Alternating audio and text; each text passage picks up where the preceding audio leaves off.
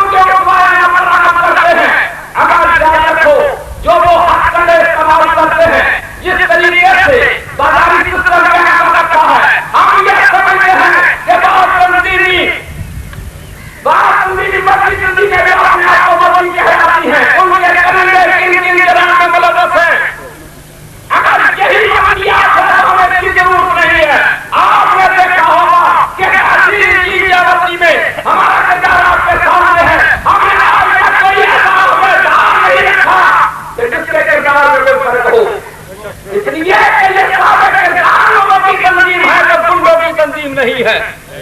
اور ہم نے یہ بتایا آپ کو، یاد رکھیے کہ اگر آپ لوگوں نے قائد ملت اسلامیہ کے حکم پر اور آپ نے تحریک کا ساتھ دیا، وہ بات دور نہیں ہے کہ پاکستان کی سرزمین پر ہمارا سیاسی پرچم لہرائے گا، ہمارا سیاسی پرچم لہرائے گا.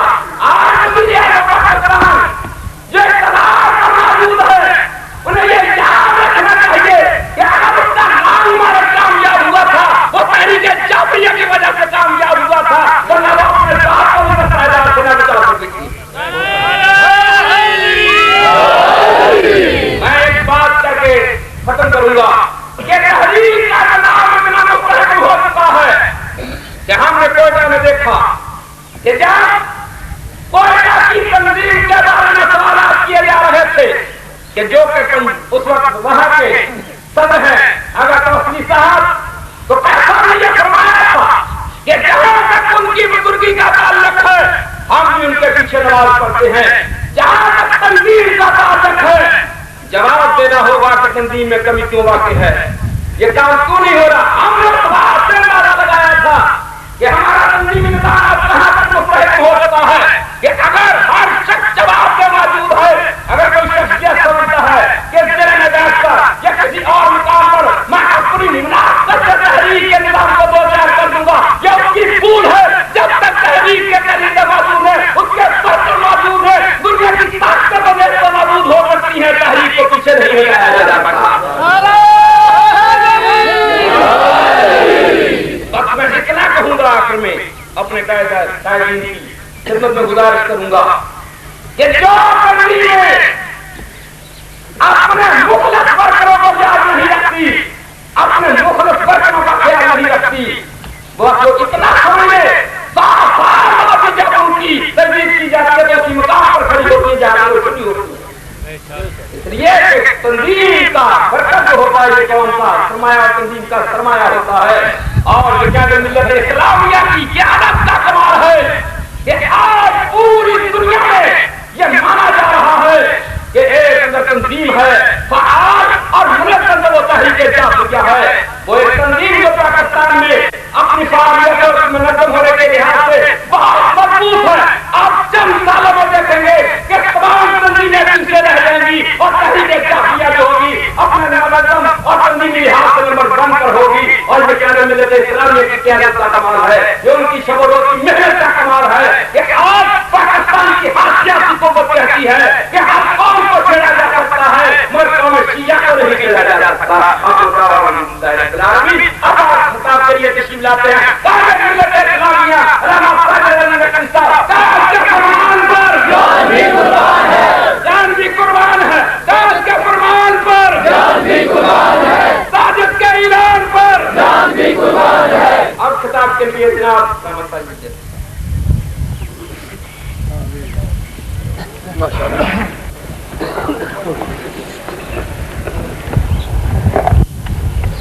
اعوذ باللہ من الشیطان الرجیم، بسم اللہ الرحمن الرحیم. الحمدللہ رب العالمین والصلاة والسلام علی سید الانبیاء والمرسلین القاسم محمد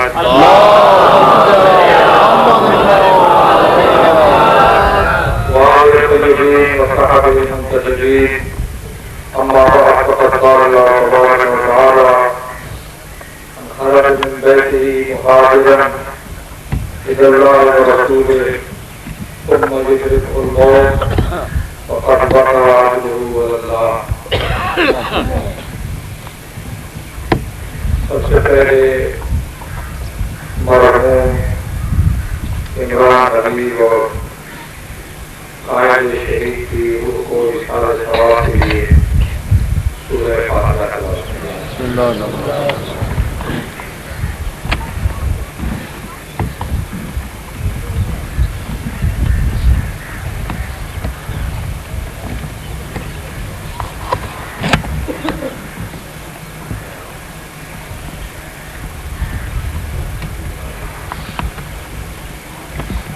عزیزان گرامی،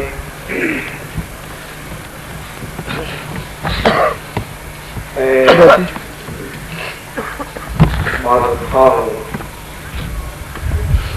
کہ آپ حضرات کو پریشانی ہوئی اور زحمت ہوئی، کیونکہ ہمیں بہت سے پروگراموں میں شرکت کرنا ہے اور وقت بہت کم ہے ہمارے پاس، اس لیے آپ کو بے وقت زحمت دی ہے۔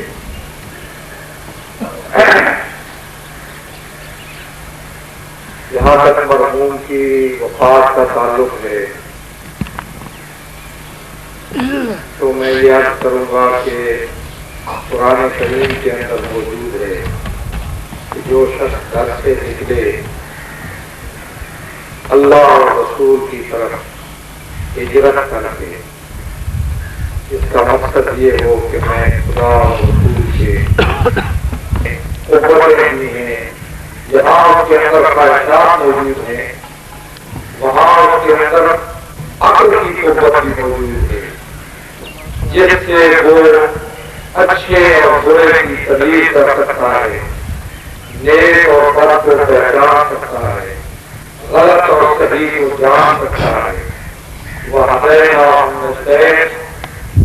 انسان دونوں راستوں کی ہدایت کرتی، انسان کی فطرت کے اندر ہم نے یہ صلاحیت رکھی ہے کہ وہ دونوں راستوں کو خود پہچان سکتا ہے، اسے کوئی بتانے والا ہو نہیں ہو، اس کی فطرت بولتی ہے، اس کی صرف سے یہ آواز آتی ہے کہ یہ راستہ صحیح ہے اور یہ راستہ غلط، یہ ہدایت کا راستہ ہے، یہ گمراہی کا راستہ ہے، یہ شکر کا راستہ ہے، یہ کفر کا راستہ ہے۔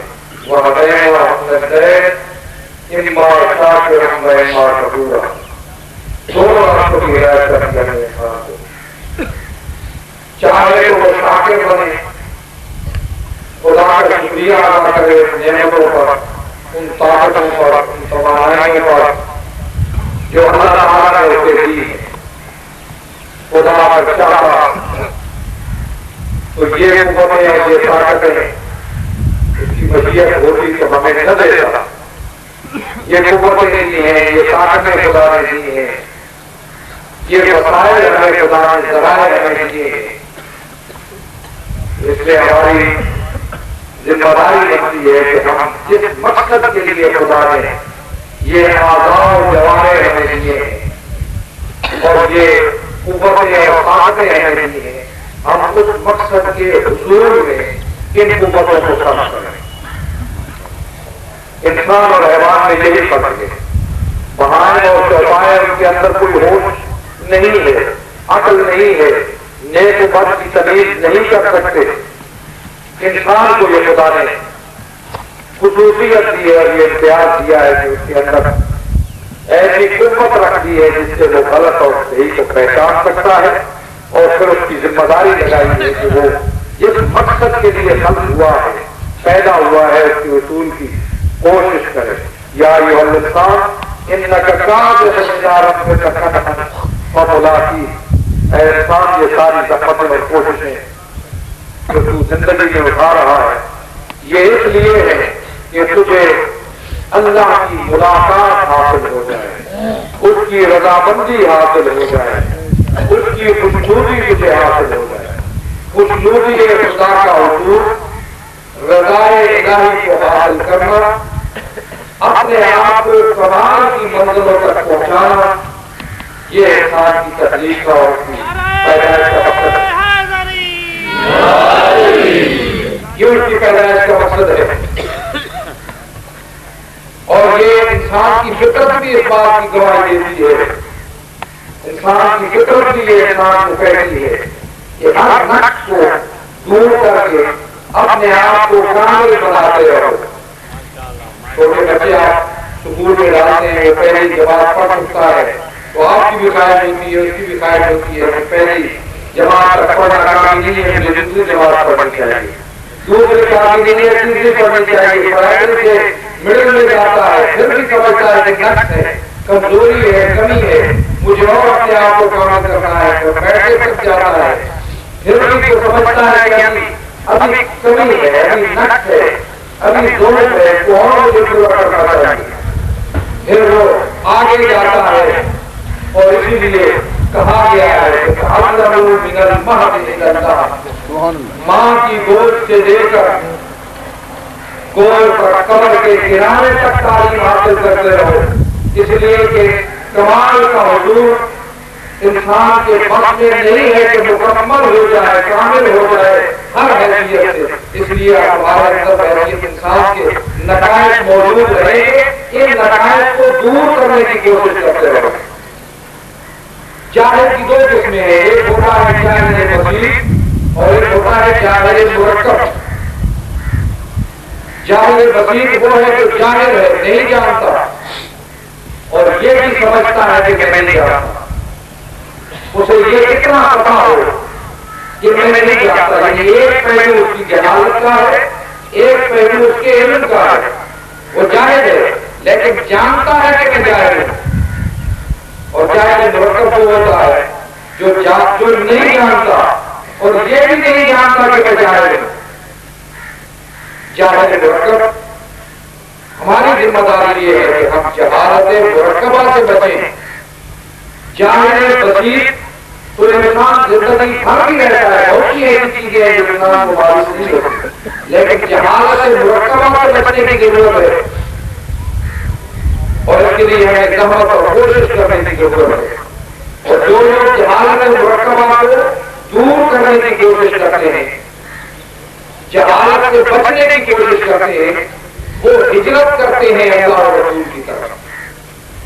جو علم کے حضور کی کوشش کرتے ہیں وہ ہجرت کر رہے ہو رہے رہتے ہیں اللہ اور رسول کی طرف، اس کی خوشنودی کے حضور کے لیے جاتے ہیں. الناس الصلاۃ، لوگوں کی تین قسمیں ہیں کہ میرے تعلق بتاتے ہیں. نعرہ تکبیر، نعرہ رسالت، نعرہ حیدری. لوگوں کی تین قسمیں ہیں.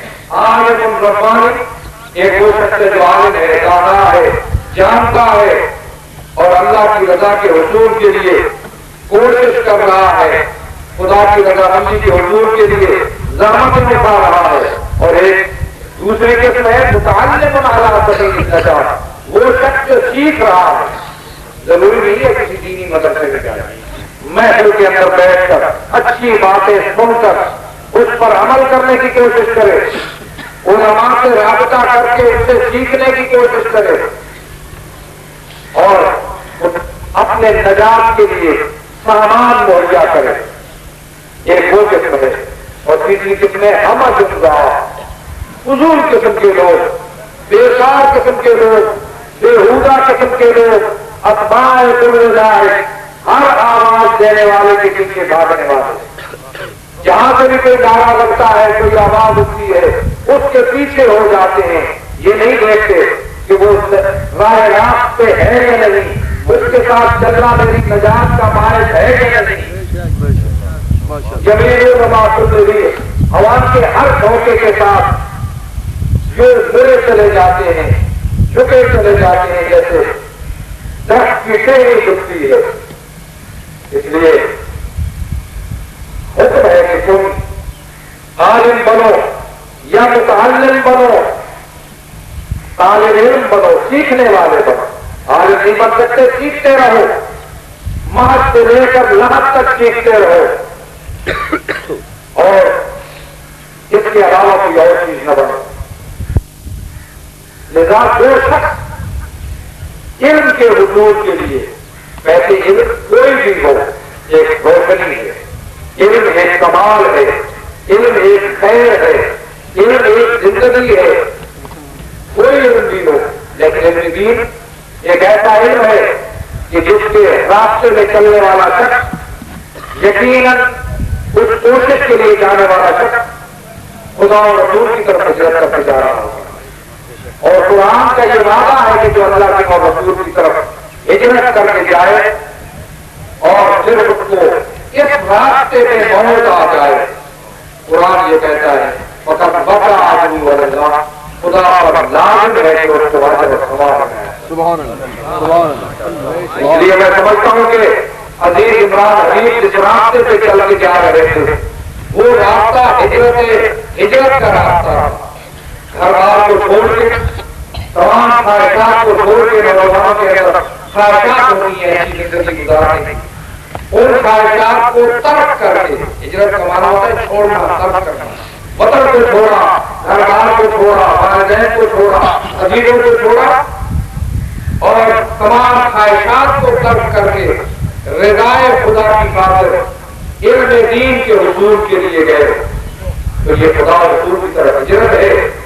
اور اس کے راستے میں ان کو جو موت آئی اور پھر ایک ایسے مبارک موقع پہ ان کو موت آئی کہ ایک بزرگ مرنے کی تشکیل جنازہ کے موقع پر، تو میں سمجھتا ہوں کہ وہ یقیناً جنتی ہے اور وہ اپنے والدین کے لیے بھی اجر و ثواب کا باعث بنیں گے اور قیامت کے دن ان کی شفاعت کا ذریعہ بنیں گے.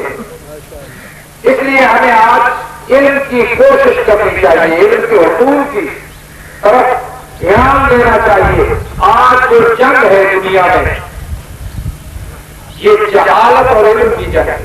ماشاءاللہ آج جو اس وقت تناؤ اور کشیدگی موجود ہے پاکستان کے اندر،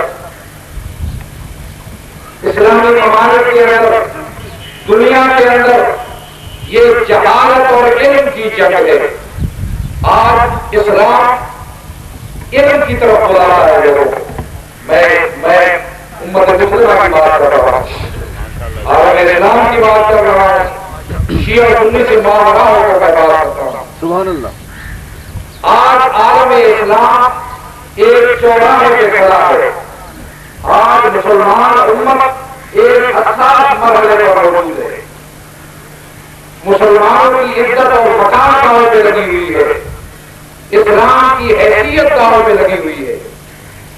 آج جبکہ دنیا کے تمام نظام ناکام ہو چکے ہیں، فیل ہو چکے ہیں. آپ جانتے ہیں، ذرائع اطلاع آپ کے پاس بھی موجود ہے، آپ نے دیکھا کہ 70 سال تک سوویت یونین چند ملکوں کا ایک مجموعہ تھا. یہ جو روس کہتے ہیں، روس تو ایک ملک ہے، کئی ملکوں کا مجموعہ تھا. 70 سال تک ان کو زور کے ساتھ اور جبر کے ساتھ اس نے ساتھ ملا کے رکھا. لیکن وہ نظام انسانوں کا بنا ہوا نظام تھا، وہ جبر کا نظام تھا، وہ زبردستی کا نظام تھا. اس لیے وہ برقرار نہیں رہ سکا. آج مسلمان قومیں وقت ایشیا میں بڑا تاریخ دور دیکھنے کے بعد، بڑے مظاہر دیکھنے کے بعد آج وہ آزاد ہوئی. آج اس نظام کے ناکام ہونے کی وجہ سے ناکام ہو گیا. اس کا نظام کو اپنے ساتھ نہیں رکھ سکتا. اور آپ جانتے ہیں کہ اس کے ٹوٹنے کی پیش گوئی امام خمینی رضوان اللہ علیہ نے کئی سال پہلے کی تھی. جب تک بھیجا تھا گورباچوف کو کہ تمہارا یہ ملک ٹوٹ رہا ہے، تمہارا یہ نظام فنا ہو رہا ہے، اگر چاہتے ہو کہ کسی ایسے نظام کے سائے میں تم زندہ رہو کہ جہاں قومیں ترقی کر سکے، تو آؤ اسلام کے سائے میں پڑھا. سبحان اللہ سبحان اللہ. نعرہ تکبیر، اللہ نعرہ رسالت، یا اللہ نعرہ حیدری، یا یہ نظام تمہارا فنا ہونے والا ہے، سیدھا ہونے والا ہے، اس کے چٹکارے میں چھوڑ رہا ہوں. کئی سال پہلے یہ بات ہے اور آپ نے دیکھا کہ کوئی ثابت بے شک یہ بدقسمتی ہے مسلمانوں کی. امام خمینی جیسی شخصیت کی قدردانی نہیں کر سکے. کسی اور قوم میں اگر جیسا حرام اور فکر ہوگا کہ جس طریقے سے تبس کے میدان میں جدید ترین مسائل اٹھائے جاتے رہے. مجھے نہیں پتا وہاں کو دیا ہے، میں کمزور کی بات کرتا ہوں، ماشاء اللہ. مسلمانوں کی بات کرتا ہوں. وہاں ہماری ماں اور بہنوں اور بیٹیوں کی قسمتیں محفوظ نہیں ہے. آج اس کے بعد چیز نہیں آیا. جانتے ہیں کیوں؟ وہ یہ کہتے ہیں کہ ہم اپنے خطے میں کوئی مسلمان مملکت برداشت نہیں کر سکتے. آج مسلمانوں کی غیرت کے لیے کہہ رہے ہیں، مسلم حکمرانوں کی غیرت کے لیے کہہ رہے تھے کہ ان کے خطے میں تو کوئی مسلم مملکت قائم نہیں ہو سکتی، لیکن مسلمانوں کے قلب میں، مسلمانوں کے وسط میں یہودی مملکت قائم ہو چکی۔ اسلام کا دشمن امریکہ، اسلام کا دشمن امریکہ، قرآن کا دشمن امریکہ، قرآن کا دشمن امریکہ، مرد آباد امریکہ آج قائم ہو چکی ہے، اور پھر اس کو تسلیم کرنے کے اشارے بھی نکل رہے ہیں۔ جی ہاں۔ میں سمجھتا ہوں کہ یہ ہماری غیرت کے لیے کہہ رہے تھے، وہ ایک چھوٹی سی کمزور سی مسلم مملکت کو برداشت کرنے کے لیے تیار نہیں ہے، اور ہم ایک قوی اور طاقتور یہودی مملکت کو برداشت کر رہے ہیں۔ یہ ہماری غیرت کے لیے کہہ رہے تھے، اور وہ یہودی مملکت بھی وہ جس نے مسلمانوں کے قبلہ اول پر غاصبانہ قبضہ کیا ہوا ہے۔ یہ سارے فتنے جو اس ملک کے اندر موجود ہے، پاکستان کے اندر، پھر قواریت کا فتنہ ہو، لسانیت کا فتنہ ہو، صوبائیت اور علاقائیت کا فتنہ ہو، یہ سب فتنے اسرائیل کو طاقتور بنانے کے لیے ہے۔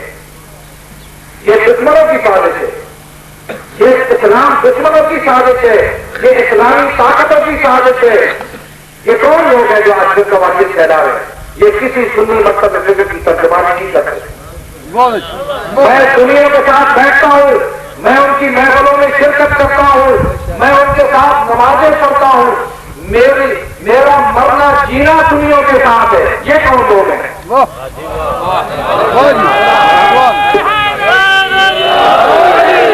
یہ کسی میں بتا دینا چاہتا ہوں، سنی بھی متوجہ رہے کہ یہ ان کی نمائندگی نہیں کرتے، ان کی ترجمانی نہیں کرتے۔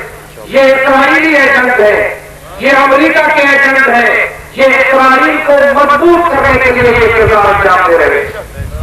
جتنا فتنہ بڑھے گا، جتنا مسلمانوں کے اندر انتشار پیدا ہوگا، جتنا مسلمانوں کے اندر تفرقے بڑھیں گے، اتنا فائدہ دشمنوں کو ہوگا۔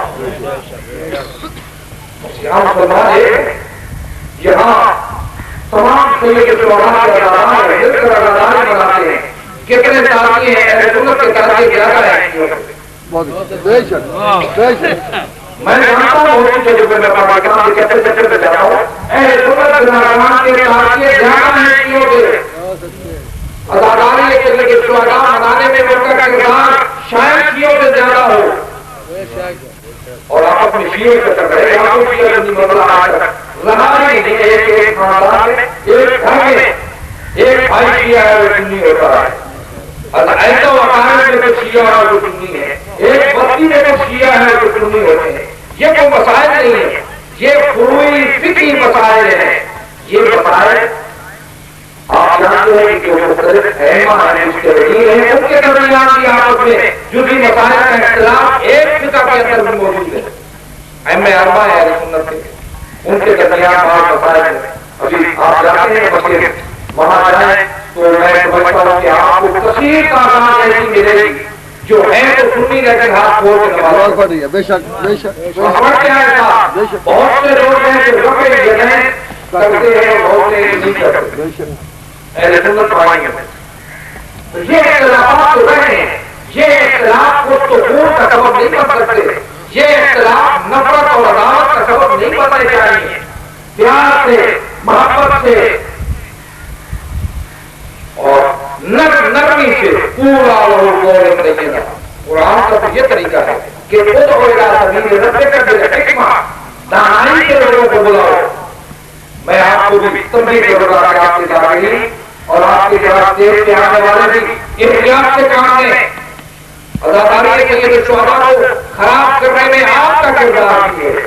آج جو تنظیموں کے ساتھ ہے اداکاری کے لیے شہداء کو اکیلے ہو رہے ہیں۔ آپ کا اپنا کردار بھی اپنے کردار میں جا کے ایسی کوئی بات نہیں ہونی چاہیے جس سے کسی دوسرے مکتب فکر کے عقائد، ان کے اکابر یا ان کی روایات اور اصول کی توہین ہوتی ہے۔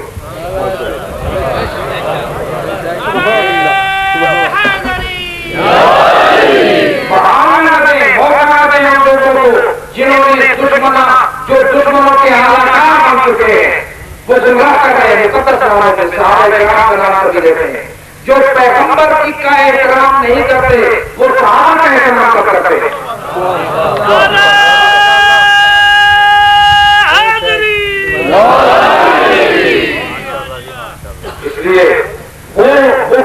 मरतबे से किसी ताल्लुक नहीं रखते, वो किसी की नुमाइंदगी नहीं करते। और जो शख्स इस सगेत को, शिया सगेत को गलत इस्तेमाल करता है, वो तशय्युर की नुमाइंदगी नहीं करता। इसलिए हमें इंतहाई एहतियात के साथ पाकिस्तान तक बड़े बड़े मसाइल से दो चार है। आज यहूदियों के पास सैकड़ों एटम बम मौजूद है, उस पर तो कोई एतराज करने के लिए तैयार नहीं। किसी एनपीटी पे इसराइल को तो नहीं कहा जा रहा कि तुम दस्तखत करो, ये हमें कहा जा रहा है। अब सही मानों में तो हमारे हुक्मरानों की बुज़दिली और कमजोरी है, मैं इससे पढ़कर भी लफ्ज़ इस्तेमाल कर सकता हूं, लेकिन अखलाक माने है। वरना क्यों जुर्रत हो किसी को कि वो उम्मत मुस्लिमा के करोड़ों मुसलमान गैरतमंद मुसलमान है, उनकी जो बका का मसला है और जो उनकी सालमियत का मसला जिससे वाबस्ता है, उस मसले को आकर वो छेड़े और हमारे दाखिली मामलात में मुदाखलत करें। वज़ीर दिफा का क्या पहुंचता है उनको, हमारे अंदरूनी मामलात में आपसे बात करें। एक बढ़कर एक प्लीज, रूस अमेरिका इसराइल, एक बढ़कर एक दलील रूस अमेरिका इसराइल। ये बातें ऐसी हैं जिसने हर शख्स को समझ लेने की है। आज ये बातें आपके घर तक पहुंच चुकी है। आज का असर आपकी अपनी अजीब नस्लों पे है। अगर पाकिस्तान नहीं होगा, उम्मत मुसलमान अगर ताकतवर नहीं होगी, तो हम भी अमन की जिंदगी नहीं गुजार सकते। हम में से कोई भी मुसलमान जिंदगी नहीं गुजार सकता। आज देखें आप उन लोगों को, ये जो दर बदर हो चुके हैं, जिनके घर बार छूट चुके हैं, आज बोस्निया को देखें, आज चीनिया को देखें, आज सोमालिया को देखें। कोशिश की जा रही है कि पाकिस्तान को भी सोमालिया बनाया जाए, पाकिस्तान को भी बोस्निया बनाया जाए। ये हमारा किरदार है। आज मुल्क में अगर अमन कायम है तो हमारी वजह से, वरना दुश्मनों ने पूरी साजिश की है मुल्क को कि हम उसको उबारा कर दें। ये हमारा सब्र है, ये हमारा हौसला है, ये हमारा एहतराम है, ये हमारा भारत और इतिहास पर अकीदा है, जिसकी बुनियाद पर हम तमाम लोगों को साथ लेकर चलने की कोशिश मजबूत है। और इन तमाम फितना अंगेजियों का जवाब हम नहीं दे रहे हैं। अगर हमने जवाब दिया होगा तो ये मसला एक ही दिन में खत्म हो चुका होगा। आज तक हमने एक कमरे में काम आए थे, नजरियाती कौंसिल, पूरी इस्लामी नजरियाती कौंसिल का एक बार खान की सरबराही है। तो मैंने कहा कि आप देखें कौन है सिर्फ फैलाने वाला कौन है, हम अपने तबलीग नहीं है। मैं तो उन लोगों की जो फिरकावारियत से मुतासिर होते हैं, शिया है सुन्नी, उनकी मदद के लिए, उनकी हिमायत के लिए, उनके साथ ताउन के लिए, हमदर्दी के लिए जाता हूँ। मैं आपके जरूरतगंज जा रहा हूँ जहाँ 4 सुन्नी मारे गए और 1 शिया मारा गया। मैं सुन्नियों के करोड़ों की तारीफ के लिए जाऊंगा, मैं शियों के यहाँ तारीफ के लिए जाऊंगा। मैंने कहा मैंने आज तक एक 6 सालों में नहीं कहा जिससे लाकानूनियत की बू आती है।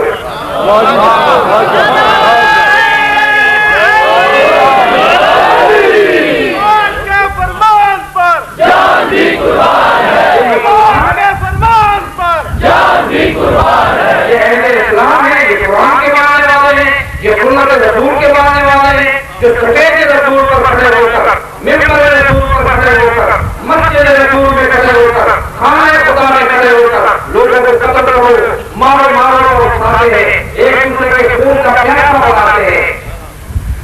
ये पैगंबर की सीरत है। ये पैगंबर को आए तो दिलों को जोड़ने के लिए उस्कुरों ने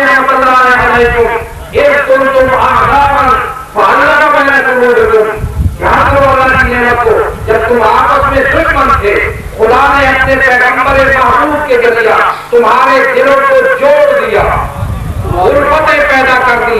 आज वो शख्स जो पैगंबर के मिंबर पर खड़े होकर लोगों के दिलों के अंदर नफरतें पैदा करने वाला हो, वो सुन्नत रसूल पर चलने वाला नहीं है, वो सुन्नी कहलाने का हकदार नहीं है। सुन्नी को होता है सुन्नत रसूल को मारने वाला, जो सब सुन्नत रसूल पर अमल नहीं करता, सीरत रसूल पर अमल नहीं करता, वो सुन्नी कहलाने का हकदार नहीं है।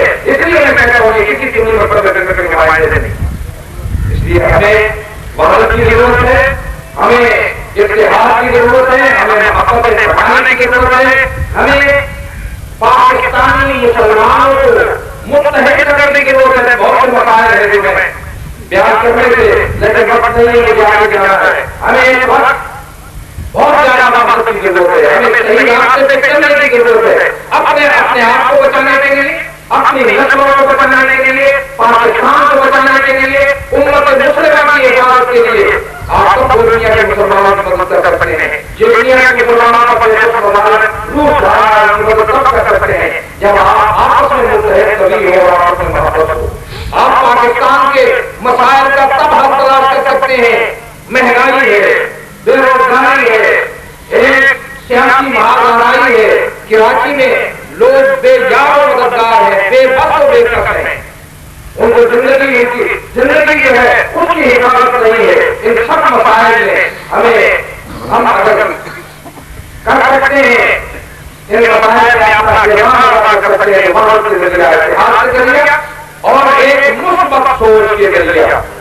ہم مسلمان ہیں, قرآن ہمارے لیے رہنما ہے, پیغمبر کی سیرت ہمارے لیے رہنما ہے, اور اس سے رہنمائی حاصل کرتے ہوئے ہمیں علم حاصل کرنے کی طرف بڑھنا چاہیے. کیوں حاصل ہوتا ہے پوچھنے سے پتہ لگا حضرت ذکر ان کو تم لا تعلمون. قرآن نے بتا دیا کہ اگر نہیں جانتے ہو علم حاصل کرنا چاہتے ہو تو اہل علم سے ذکر سے پوچھو, پوچھتے رہو, علم حاصل کرتے رہو. ہمیں علم حاصل کر کے جہالت کی تاریخیوں کو دور کرنا ہے تاکہ کوئی ہمیں دھوکہ نہ دے سکے, کوئی ہمارے ساتھ فریب نہ کر سکے. میں آپ بڑا شکریہ ادا کر رہا ہوں, آپ کی محبتوں کا, شفقتوں کا, آپ کی اعتبار کی قدر کر رہا ہوں اور وغیرہ کا ہمارے یہاں ہم کے ہمیں ہر قسم کی نفرتوں, عداوتوں اور کینوں سے محفوظ ہے. ہر قسم کی آفات و بلیات سے ہمیں اپنے سبحان ہے. شر شیطان سے, شر آزاد سے ہمیں بچا. جن مسلمانوں کے یہاں کوئی بیمار ہے اس کو شفا ہے, جن گھروں میں بے روزگاری ہے ہمارے یہاں روزگار عنایت فرما. اگر تندرستی ہے فراخت کی عنایت فرما. جو مقروض ہے ان کا قرض ادا فرما. جو اولاد ہے ان کو اولاد عنایت فرما. جن کے دلوں میں حاجات ہے ہمارے یہاں حاجات پوری فرما. سب کی توفیقات خیر ہے. بہت بہت شکریہ. آپ تشریف رکھیں, مجلس کا نظام جاری رہے گا. ملا سید قدیجہ صاحب خطاب فرمائیں گے جو مرکزی میں خود رہے. مولانا غلام عباس صاحب جو چہتے ہیں حسینہ کو خطاب فرمائیں گے. مجلس کا سلسلہ جاری رہے گا. غلام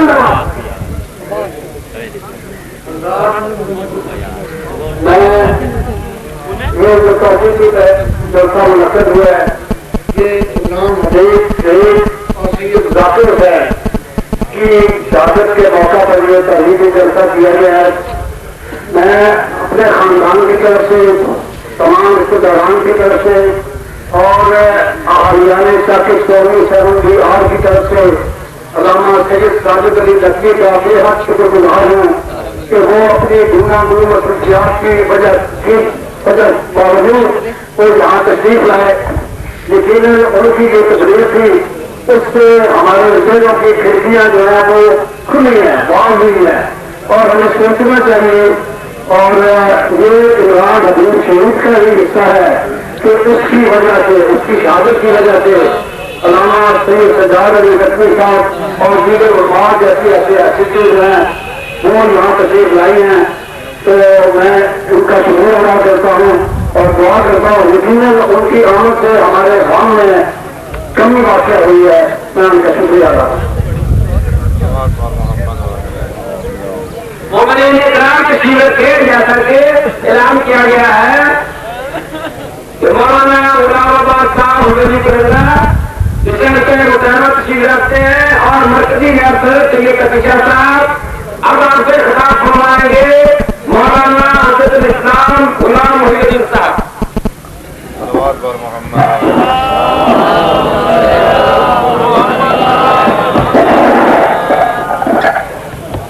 باغبان سے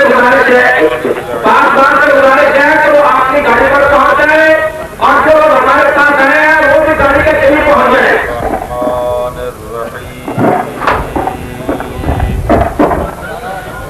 الحمد للہ رب العالمین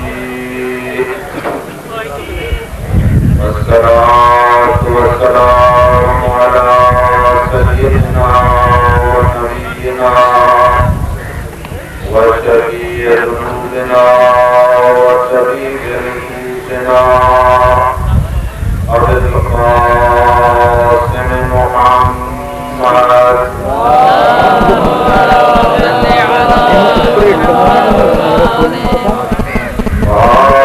الطيبين الطاهرين المعصومين الذين أذهب الله عنهم الرجس وطهرهم تطهيرا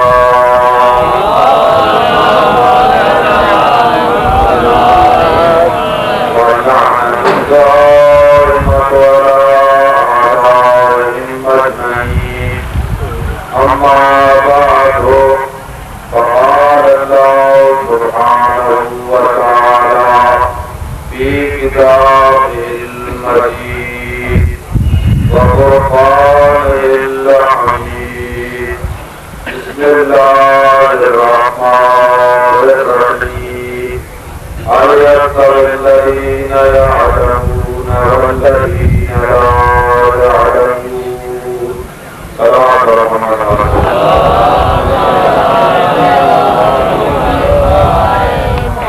نعرہ تکبیر،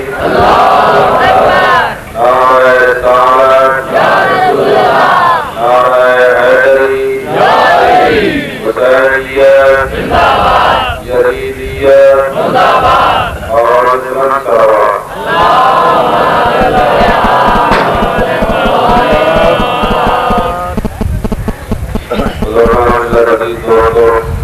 نوجوان بھائیوں، قرآن کی تبدیلی آپ کے سامنے ہے.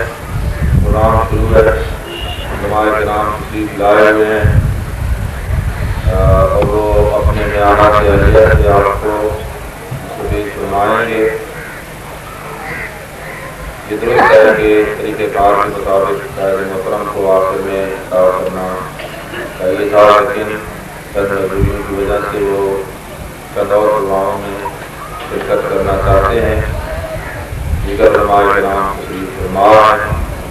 آپ اس مقصد کے لیے آئے ہیں اور جن شہیدوں کی روح کو خوش کرنے کے لیے آئے ہیں اس مقصد میں آپ کا وقت صرف ہونا چاہیے. میں مختصر کرنے کے لیے حاضر ہوا اور عنوان آپ کے سامنے ہے جس پر خطاب کرنا ہے. وہ اس کے لیے تمہید کی زیادہ ضرورت بھی نہیں. میں چند جملے عرض کروں گا اور اس کے بعد میرے بعد تشریف لائیں گے مولانا غلام آباد کرنگا کہ اسلام میں جس چیز کی سب سے زیادہ اہمیت ہے یا اسلام نے جس چیز کو سب سے زیادہ اہمیت دی، نماز سے بھی بڑھ کے، روزے سے بھی بڑھ کے، حج و زکات سے بھی بڑھ کے، اور جتنے واجبات ہیں ان سب سے زیادہ اس چیز کو اہمیت دی ہے وہ اہمیت علم ہے. ایک دکاندار جب اپنی دکان کا دروازہ کھولتا ہے اس کا سب سے پہلا عمل جو دکان کے اندر ہوگا اس کا ہاتھ بجلی کے بٹن دے جائے گا تاکہ وہ دکان روشن ہو اور انہیں دکان کے اندر کام کر سکے. گھر میں داخل ہونے والا آدمی جب گھر کے اندر داخل ہو اسے پتا ہے کون سی چیز کہاں پڑی ہے، لیکن سب سے پہلا کام یہ کرے گا اپنے اس کمرے کو روشن کرے گا. اس نے سونا ہے، رات کو 10 بجے پہنچا ہے، اگر بجلی نہیں ہے لالٹین کا بندوبست کرے گا اور اپنے بستر پہ کب جائے گا جب ایک مرتبہ کمرہ روشن ہو جائے گا. تو دین کے معاملے میں جب آدمی قدم رکھے، اسلام کو جب آدمی اپنائے تو سب سے پہلا عمل شریعت نے بتایا کہ کیا کرنا ہے. اپنے ضمیر کو، اپنے قلب کو، اپنے دماغ کو، اپنے دل کو علم کی روشنی سے منور کرے، 5 میں نمازیں پڑھے، روزہ رکھے، حج کرے، زکاتیں دے. جو عمل کرتا جائے گا بارگاہ پروردگار میں وہ قبول ہوگا.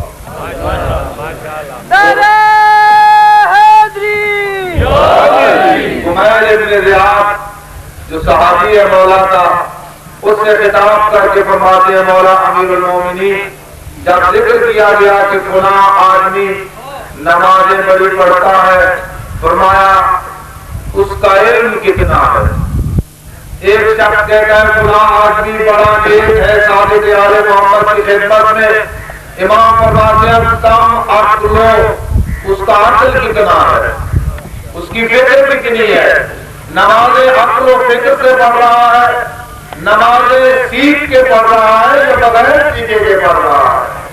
عبادت سیکھ کے کر رہا ہے یا بغیر سیکھے کے کر رہا ہے؟ عبادت اس طریقے سے کر رہا ہے جیسا میں نے بتایا یا عبادت اپنے طریقے سے کر رہا ہے؟ فرمایا اپنے طریقے کی مجھے منظور نہیں، مجھے اس طریقے کی منظور ہے جس کا میں حکم دوں، میرا نبی میرا حکم پہنچائے اور میرے نمائندے اس حکم کی حفاظت کرے۔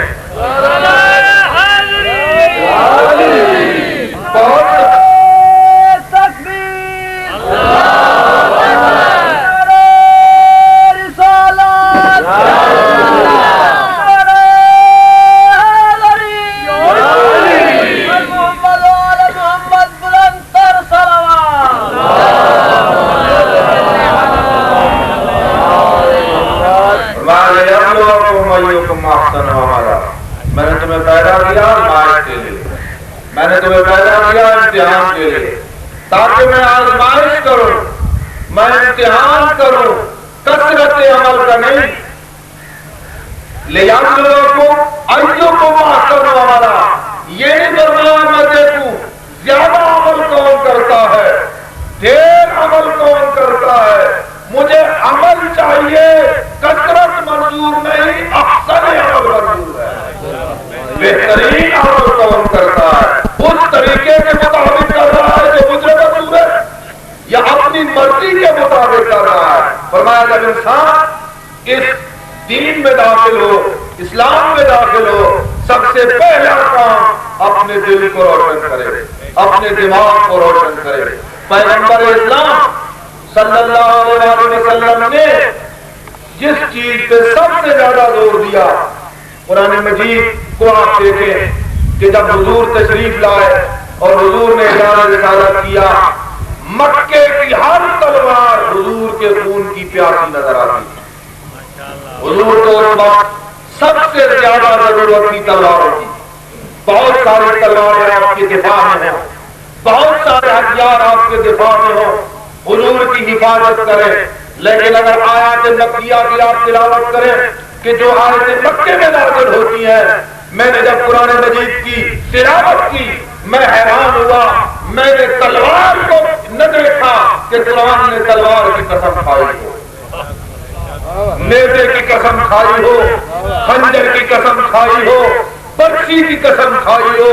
حالانکہ ضرورت تھی، تلوار کے فضائل بیان کیے جاتے، نیزے کے فضائل بیان کیے جاتے، لوگ تلواریں لے کے آتے، برچیاں اور نیزے لے کے آتے، لاٹیاں لے کے آتے، پیغمبر کا دفاع کرتے۔ آیات مکیہ میں بھی اگر کسی چیز کی وضاحت کی گئی اور اگر کسی چیز کی فضیلت بیان کی گئی ہے تو قرآن یہ کہتا ہے نون والقلم، نون قسم ہے قلم کی۔ قرآن نے تلوار کو قابل قسم نہ سمجھا، قرآن نے قلم کو قابل قسم سمجھا۔ کیوں؟ وہ آلہ جس سے رگ حیات کٹتی ہے اسے قابل قسم نہ سمجھا گیا، وہ آلہ جس سے اقوام کی تقدیر بدلتی ہے اسے قابل قسم۔ اور حضور کے ارشادات میں جہاں مجاہدین کی ضرورت تھی، جہاں جانشاروں کی ضرورت تھی، جہاں جہاں فدا کرنے والوں کی ضرورت تھی، وہاں حضور یہ فرماتے ہوئے جاتے ہیں مداد العلماء افضل من دماء الشہداء، علماء کے قلم کی سیاہی شہداء کے خون سے افضل ہے۔ میں آپ کی حیران ہو گئے اور گجرات میں دعویٰ کر رہا تھا، وہاں جب میں نے یہ روایت پڑھی ایک مومن کھڑے ہو گئے، انہوں نے سوال کیا، آپ اگر خاموش ہوئے، انہوں نے تھوڑا سا اور آگے بڑھے سوال بھی کر دیا کہ یہ روایت مداد العلماء افضل من دماء الشہداء، علماء کے قلم کی سیاہی شہداء کے خون سے افضل ہے، یہ کیسے؟ اور روایت ہے کہ کان یوم القیامہ پوچھنا مداد العلماء بدماء الشہداء، جب قیامت کا دن ہوگا ترازو لگے گا، ترازو کے ایک پلڑے میں شہداء کا خون ہوگا، ترازو کے دوسرے پلڑے میں علماء کے قلم کی سیاہی ہوگی۔ جب وزن کیا جائے گا تو علماء کے قلم کی سیاہی والا پلڑا جھکتا ہوا نظر آئے گا، شہداء کے خون والا پلڑا اٹھتا ہوا نظر آئے گا۔ وہ کہنے لگے یہ کیسے؟ ترازو کے ایک پلڑے میں صلوات محمد علیہ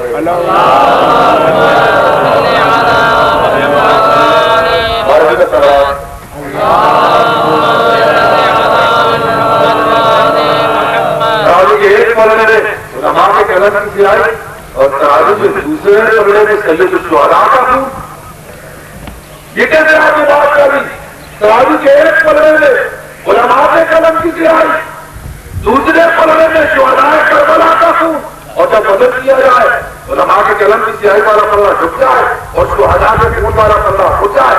میں نے کہا نہ سمجھ تو فرمان کو سمجھا ہی نہیں کہ شہداء کے خون کی، شہداء کا خون اور علماء کے قلم کی سیاہی کا تو نے تقابل کیا ہی نہیں۔ جب سید الشہداء کے خون کا تقابل کرنا ہوگا تو عالم کے قلم سے نہیں، فاطمہ الزہرا کے قلم سے کرنا ہوگا، علی ابن ابی طالب کے قلم سے کرنا ہوگا۔ ایک طرف مصحف فاطمہ ہوگا، دوسری طرف سید الشہداء کا خون ہوگا۔ اب بتاؤ کون سا قلم جھکتا ہوا نظر آئے؟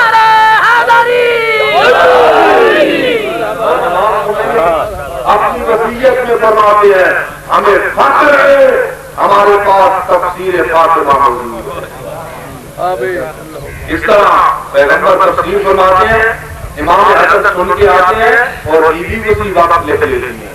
وہ جو الزام لگایا جاتا ہے کہ مصحف فاطمہ اتنے گاڑ کا ہے اور 70 گاڑ کا بتایا جاتا ہے یا کتنے گاڑ کا، تو وہ کوئی ایسی حیرت والی بات نہیں۔ اگر کپڑے آج کل آپ کپڑے پہ قرآن دیتے ہیں تو چہرے دلیل کا کپڑا ہوگا، اس وقت کوئی کپڑے پہ تاریخ ہوتی تھی، وہ مصحف فاطمہ کیا تھا؟ وہ جناب سیدہ طاہرہ کی تحریر تھی، جناب سیدہ طاہرہ جو تفسیر لکھتی تھی پیغمبر اسلام کی، وہ مصحف فاطمہ ہے۔ فرمایا ہمیں فخر ہے کہ ہمارے پاس مصحف فاطمہ ہے۔ صلی اللہ علیہ وسلم۔ اتنی اہمیت کے باوجود جب میں نے نازل البلاغہ پڑھا تو میری حیرت کی انتہا نہ رہی۔ امیر المومنین نازل البلاغہ میں فرماتے ہیں ایاکم والمتعبدین من الجہال والفساق من العلماء۔ بچو دو قسم کے افراد سے، جان بچاؤ دو قسم کے افراد سے۔ جان کس سے بچائی جاتی ہے؟ مصیبتوں سے، بیماریوں سے، عذاب سے، وبائی مرض آ جائے تو کہا جاتا ہے نکل جاؤ۔ جیسے گزشتہ مہینوں میں ہندوستان میں سرکار آ ہوا تھا، لوگ ہجرت کر رہے تھے، ہجرت کی جاتی ہے، یہ بچا جاتا ہے بیماریوں سے، بچا جاتا ہے مصیبتوں سے، بچا جاتا ہے سیلاب سے۔ حضور فرماتے ہیں، مولانا امیر المومنین فرماتے ہیں بچو دو قسم کے افراد سے، ایاکم والمتعبدین من الجہال۔ بچو ایسے عبادت گزاروں سے جو عبادت تو کرتے ہیں لیکن دیر نہیں رکھتے۔ بچو بچو دو قسم کے افراد سے جو عبادت تو کرتے ہیں اور علم نہیں رکھتے، والفساق من العلماء، اور ایسے علماء سے جو علم تو رکھتے ہیں عمل نہیں کرتے۔ ایسے عبادت گزاروں سے بچو جو عبادت تو کرتے ہیں لیکن علم نہیں رکھتے، ایسے علماء سے بچو جو علم تو رکھتے ہیں عمل نہیں کرتے۔ میں عرض کروں گا مولا ان میں ایک ایک تو اچھی صفت ہے۔ عبادت گزاروں میں عبادت والی اچھی صفت، علم والی صفت، عبادت والی تو اچھی صفت، علماء میں علم والی صفت تو اچھی صحیح، اگر عمل نہ صحیح آگے جواب دیتے ہیں، فرماتے ہیں کیوں بچو؟ فَإِنَّهُمَا فِتْنَةٌ مِّن كُلِّ مَفْتُونٍ، اس لیے ان دونوں سے بچو کہ معاشرے میں جو فتنہ بھی اٹھے گا یا چاہے عبادت گزاروں سے اٹھے گا یا فاسق علماء سے اٹھے گا۔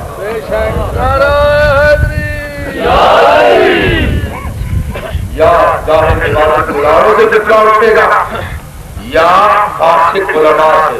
مولا ہمیں کیا پتا یہ فاسق ہے یا ہمیں کیا پتا یہ کس کردار کا مالک ہے. وہ ایک گھنٹے کے بعد چلا گیا, ہم تو اس کے ساتھ نہیں رہے. مولا امام صادق علیہ الصلوۃ والسلام فرماتے ہیں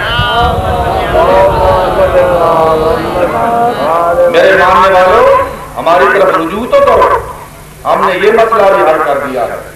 ہم بتا دیتے ہیں کون عالم حق ہے, کون عالم سو ہے, کون باعمل ہے, کون بے عمل ہے, کس کی اتباع کرو, کس سے نفرت کرو, کس کی بات کو مانو, کس کی بات کو نہ مانو. فرمایا یار بتا دیتے ہیں ہم نے کائنات کا کوئی مسئلہ ایسا نہیں جس کے بارے میں وضاحت کو بیان کی ہو.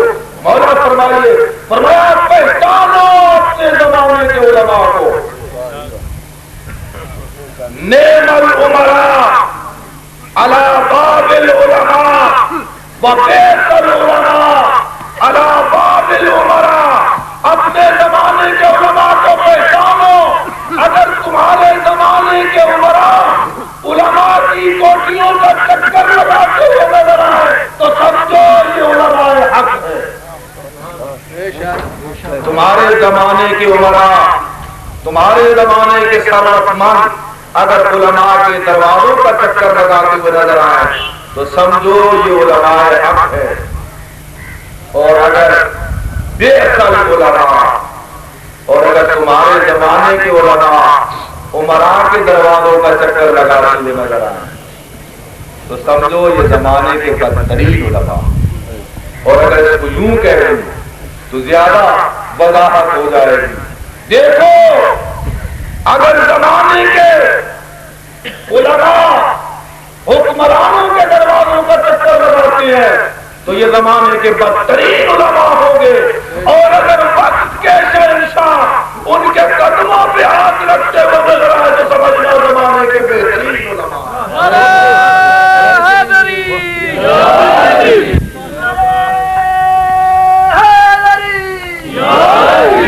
اور اگر یہ کسی نے بتایا ہے بتایا تاریخ میں دو شخصیتیں تو بتایا.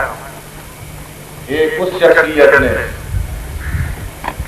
کہ جس کے بارے میں ڈاکٹر علی لکھتے ہیں وہ زندگی میں بھی تنہا تھے, اب بھی تنہا, مدینے میں بھی تنہا تھے, اب بھی تنہا. اس علی ابن ابی طالب نے یہودیوں کے بار میں مزدوری کر رہے ہیں. حکمران بغیر جماعت کے علی ابن ابی طالب کی خدمت میں حاضر ہوئے. یا علی اس مسئلے کا حل بتائیے, ہم نہیں سمجھ سکتے اس کو. فرمایا علماء حق وہ ہے کہ حکمران ان کے قدموں کے اوپر ہاتھ رکھتے ہوئے نظر آئے. اور دوسرا اور اس زمانے کے علی خمینی نے بتایا کہ وقت کے علماء کا کتنا مقام ہے. جب کویت کی سرحد پہ بیٹھے تھے اور ویزا نہیں مل رہا تھا, داخلے کی اجازت نہیں مل رہی تھی, زمانے کے طاغوت نے پیغام بھیجا تھا کہ کہہ دو اگر اپنی تاریخ سے ہاتھ اٹھا لو, اگر اس کام سے باز آ جاؤ تو دوبارہ ایران میں آنے کی اجازت دی جائے گی. وہاں فرمایا تھا اگر میری ساری زندگی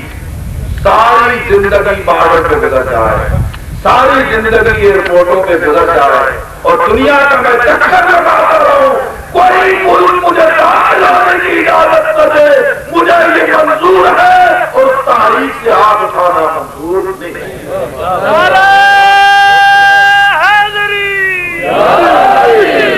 اور یہی سوال کیا تھا پیغمبر اسلام سے مکے کے لوگوں نے, آپ کو کیا چاہیے؟ مقام دینے کے لیے تیار ہیں, بادشاہ بناتے ہیں, آپ کو اپنا رئیس بناتے ہیں, بادشاہ بناتے ہیں, دولت کی ضرورت ہے, سونے اور چاندی کے ڈھیر لگا دیتی ہے, رشتہ جس گھر سے چاہیے دینے کے لیے تیار ہے, فقط تو کام شروع کیا ہے وہ کام ختم کر دو.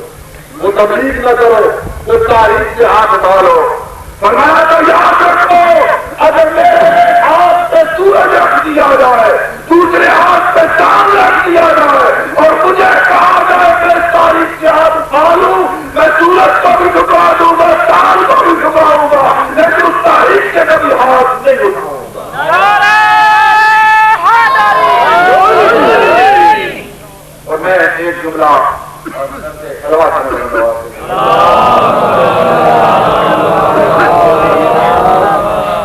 کہ ہم اگر علی ابن ابی طالب کو سوائے ختمی مرتبت کے دیگر انبیاء سے افضل جانتے ہیں تو اس کی دلیل بھی یہی علم ہے. یہ میرا دعویٰ ہے کہ ہم اگر پیغمبر اسلام کے علاوہ حضور کے علاوہ علی ابن ابی طالب یا دیگر ائمہ کو افضل جانتے ہیں کہ وہ افضل ہے تو اس کی دلیل بھی علم ہے. کیوں؟ پیغمبر افضل ہے اسی علم کے اعتبار سے اور پیغمبر کا جتنا علم تھا وہ علی ابن ابی طالب کو منتقل ہوا. اس کو مولا نہیں فرماتے ہیں ذکری رسول اللہ ذکر مجھے پیغمبر نے اس طرح علم عطا کیا جس طرح ایک پرندہ اپنے بچے کو غذا دیتا ہے. یہ اس فرمان میں تشبیہ ہے. مولا نے یوں نہیں فرمایا جس طرح ایک حیوان دوسرے حیوان کو غذا دیتا ہے. عام حیوان کے بچے کو غذا دینے میں اور پرندے کے اپنے بچے کو غذا دینے میں فرق ہے. آپ حیوان کو چارہ ڈالیں گے وہ چارہ اندر مشین میں جائے گا. اس کے 4 حصے ہوں گے. ایک حصہ زوائدات کی شکل میں نکل جائے گا خون بنے گا دیگر زوائدات بنے گے. ایک حصہ غذا اور دودھ کی صورت میں آئے گا. وہاں حیوان اس غذا میں تصرف کرے گا. اتنا تصرف کرے گا کہ اس کی حیت ہی بدل جائے گی اس کی شکل ہی بدل جائے گی. آپ نے چارہ ڈالا اور ایک سفید مارے چیز آپ کے سامنے آئی اس کی حیت بدل گئی اس کی شکل و صورت بدل گئی. حیوان کہ جب اندر چارہ ڈالتا ہے تو وہ اس کے اندر اتنا تصرف کرتا ہے کہ اس کی حیت ہی بدل جاتی ہے. لیکن پرندے میں غذا دینے میں فرق ہے. پرندہ جتنی غذا لاتا ہے بغیر کمی اور تصرف کے اپنے بچے کو منتقل کر دیتا ہے. مولا کے فرمان کا مقصد یہ تھا کہ پیغمبر نے جتنا علم خالق سے لیا وہ سارے کا سارا میں علی کے سینے میں منتقل کر دیا.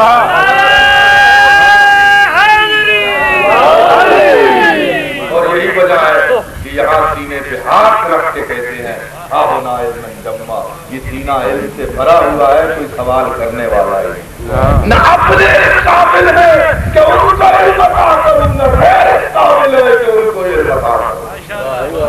اپنے اس لیے کہ وہ سادہ وہ متحمل نہیں غیر اس لیے کہ وہ وقار نہ غیروں کو یہ علم دے سکتا ہوں نہ اپنوں کو علم دے سکتا ہوں. اور مسجد میں بیٹھ کے کہتے ہیں سلونی سلونی قبل ان تفضلونی لوگوں اور اس کے کہ میں دنیا سے رخصت ہو جاؤں میں تمہیں بتاؤں میں زمین کے راستوں سے آسمان کے راستے بہتر جانتا ہوں. آپ کے چھٹے امام صلوات علیہ نواز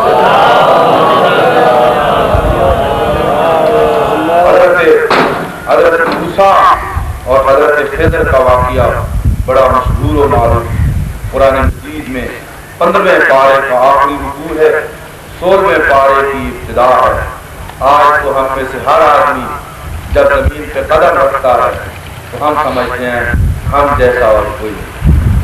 اور پھر تھوڑی سی بات ہو تو ہم کہہ بیٹھتے ہیں ہماری اتنی توہین ہوئی ہماری اتنی قوم ہم فلاں علاقے کے رئیس ہم چودھری صاحب ہم خان صاحب ہم سید صاحب ہم ملک صاحب ہم ہمارے مقابلے.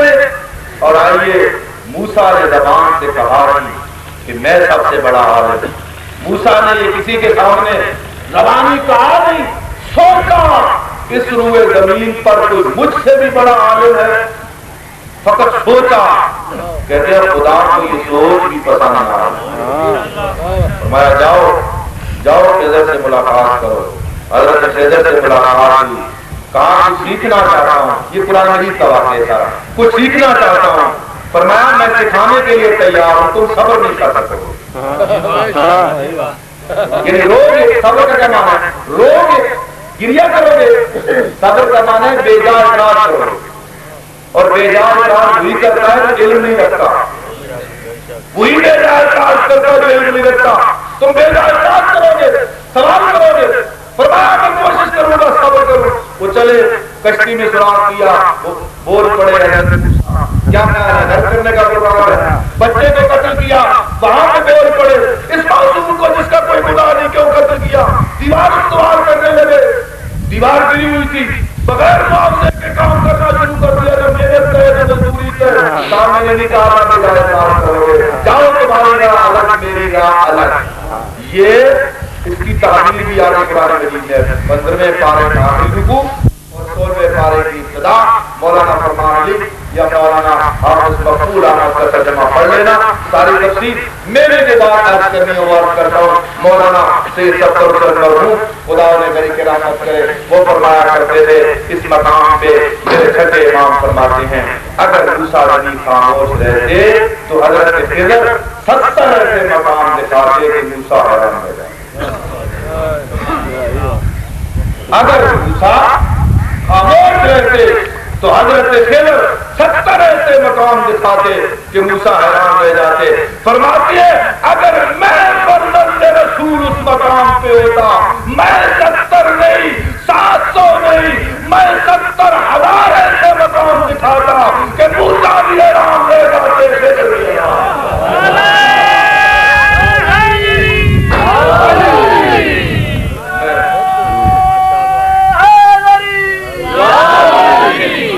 موسیٰ کو بھی حیران کر دیتا, میں خضر کو بھی حیران کر دیتا. ایک شخص بیان کرتا ہے, میں جنگل میں جا رہا تھا, میں نے دیکھا ایک معصوم بچہ جس کے پاس کوئی سواری نہیں, جس کے پاس سامان سفر نہیں, ذات راہ نہیں, بچہ ہے جا رہا.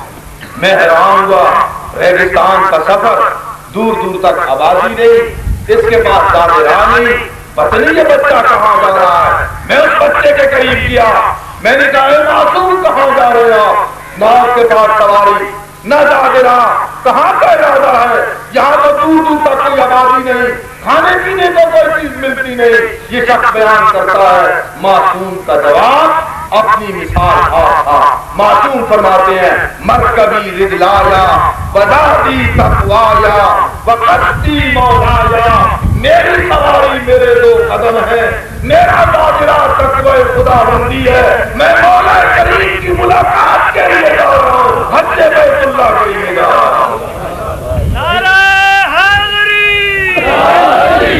یہ شخص بیان کرتا ہے کہ میں حیران ہوا, یہ بچہ اور اس قسم کے سوالات, یہ کہتا ابھی تھوڑی دیر نہیں گزری تھی کہ میں نے دیکھا ایک بڑا خوبصورت نوجوان نورانی چہرے والا جس کی پیشانی سے نور نمودار ہے, وہ آیا, بچے کا سلام کیا, بیٹھے, باتیں کی.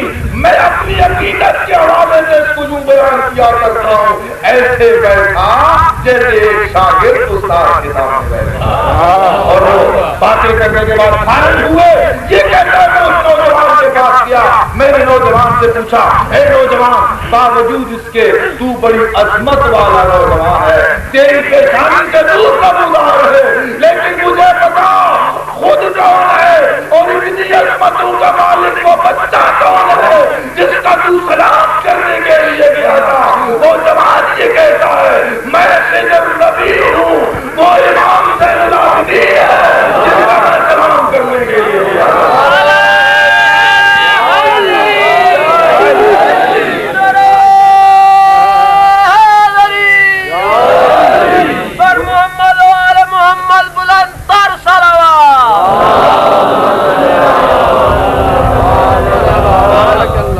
مجھے حکم ہے میرے پروردگار کی طرف سے کہ میں وقت کے امام کا سلام کرنے کے لیے جایا, میں ہر زمانے کے امام کا سلام کرنے کے لیے جاتا ہوں. صلوات میں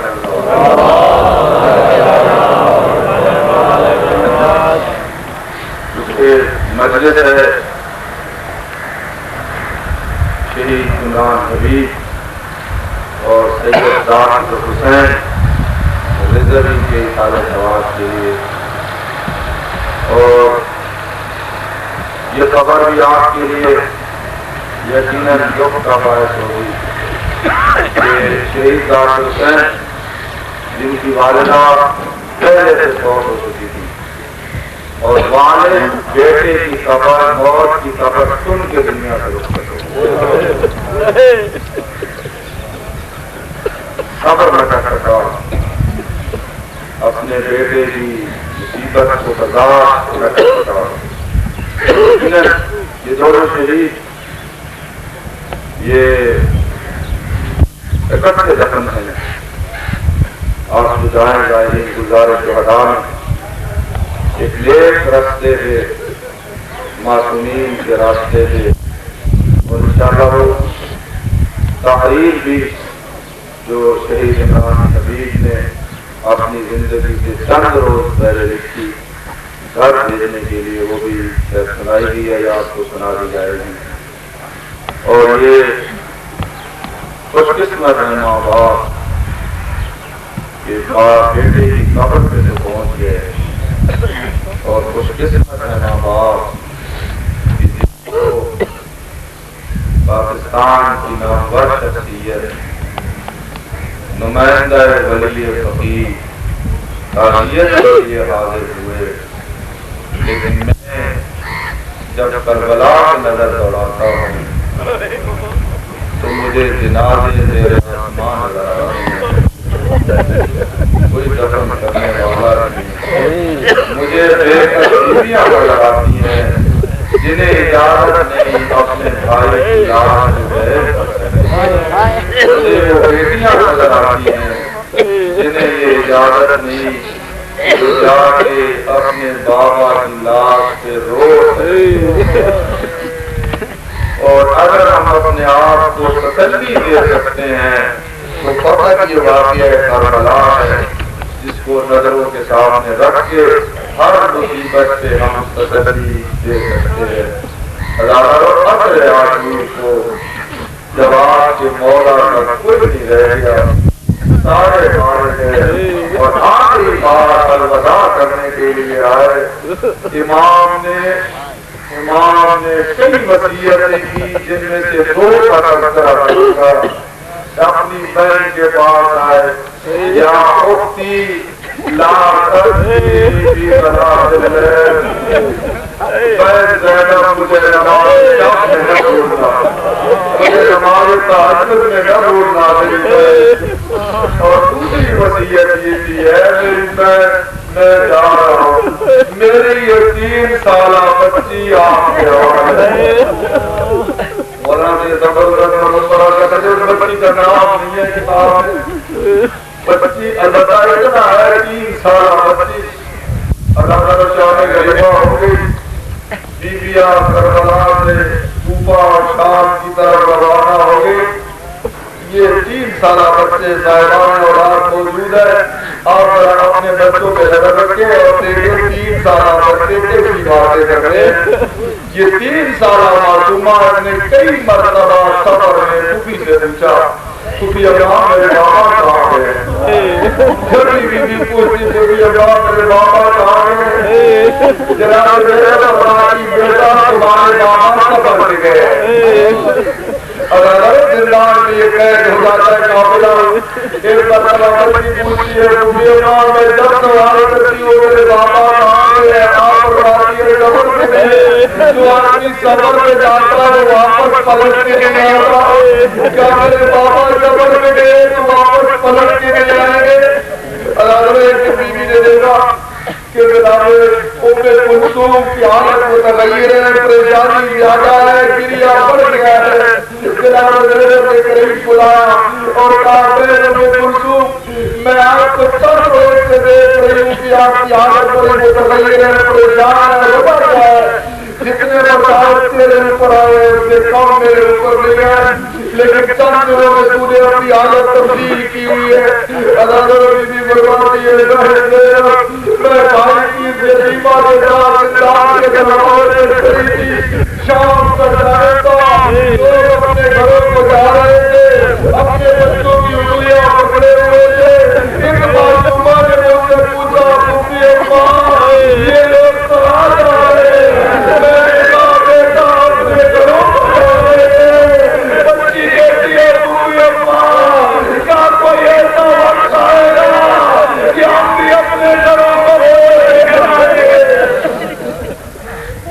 राजा को ताए दमिश्की का बयान है, आधी रात का टाइम है, यजीद मजलूम अपने महल में सोया हुआ है, उसके सामने मजलूम करबला करता एक खर्च में पड़ा हुआ था।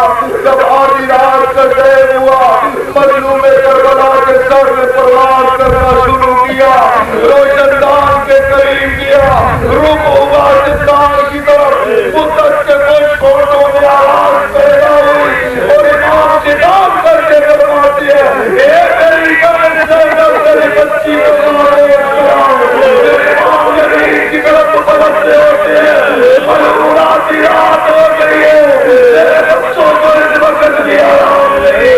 कहते यजीद ने अपने खालिद को भेजा, जाओ सैयद सज्जाद से पता करो कि बच्चे का इंतकाल जल्दी हो गया।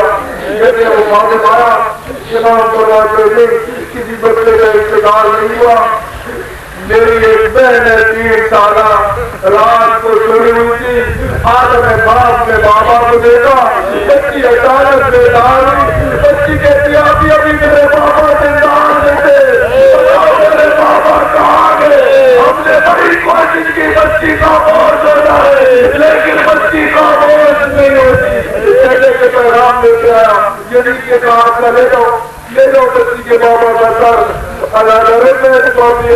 के जुमलों से यूं बयान किया करता हूँ कि उधर मिलाप कर ले दिया, इधर बड़े हाथों वाला खड़ा हुआ, हाथों में तस्वीर है, इमाम आए और इमाम ने बाबा ने सर वसूल किया। मैं कहा करता हूँ यकीनन जाऊंगा, अस्सलाम वालेकुम बाबा, सलाम यकीनन इमाम ने फरमाया होगा, अलैकुस्सलाम या बुनैयल अज़ीज़, ए मेरे कहती बेटे तुझे भी सलाम हो। इमाम लेके आए, कहाँ है जहाँ बच्ची मदद में बैठी हुई है, बीवियों ने हल्का डाला हुआ है, इधर बीवियां बैठी हुई है, इमाम ने वो तक बच्ची के सामने रख दिया। मैं आपसे पूछता हूँ, इंसाफ से बताएं, आपके बच्चे रोए तो बच्चों को क्या चीज दी जाती है? बच्चों को खिलौना दिया जाता है, बच्चों को पहलाने के लिए मिठाई दी जाती है, बच्चों को कोई और चीज दी जाती है जिससे बच्चे का हक चलते हो। हुसैन के यतीम रो रहे हैं और पहलाने के लिए सामान लाया जा रहा है। बच्ची ने पूछा, बुकी अम्मा मेरे भैया मेरे लिए क्या लाए हैं? अल्लाह किसी बीवी ने न बताया, मैंने अपने हाथों से रुमाल को हटाया, रुमाल काटना था, बाबा का सर बदलाया, बच्ची ने बाबा के मुंह में अपने हाथ को गिरा दिया और मासूमा ने 3 पैर किए, या बचे मनल्लवी कदा बरिया, मेरे बाबा तेरी गर्दन की रगों को किसने काटा, तेरी गाड़ी को खिलाफ किसने दिया और तुझे कब्ज़नी में यतीम किसने दिया।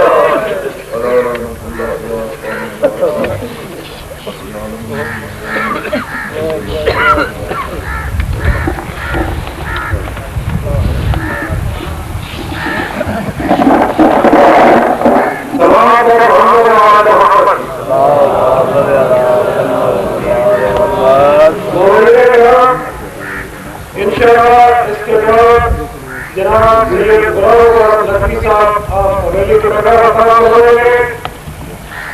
इसके बाद जनाब जहूर साहब चलने के लिए आपके सामने कसार करेंगे और आखिर में सदर तहरीके मौलाना सैयद मोहम्मद तकी नकवी साहब आपके सामने खताब करेंगे। लिहाजा आप इंशाअल्लाह आप जनाब सैयद नकवी साहब आप हवेली के को सुनकर महसूस हो रहे हैं।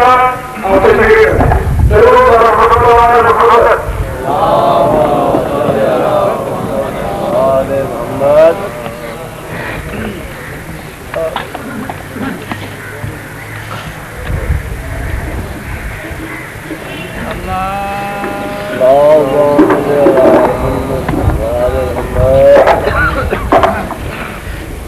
मोहम्मद और मोहम्मद बुलंद पर सलावत।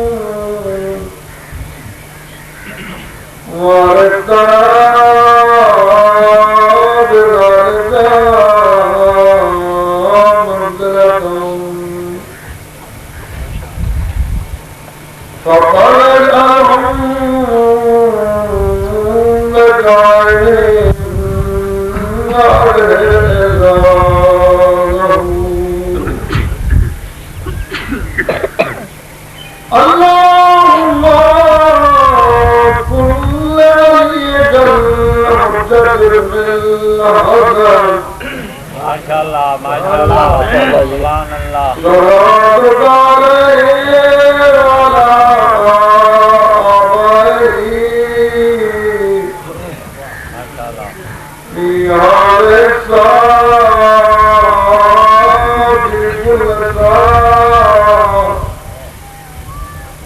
من صاد الليل والنهار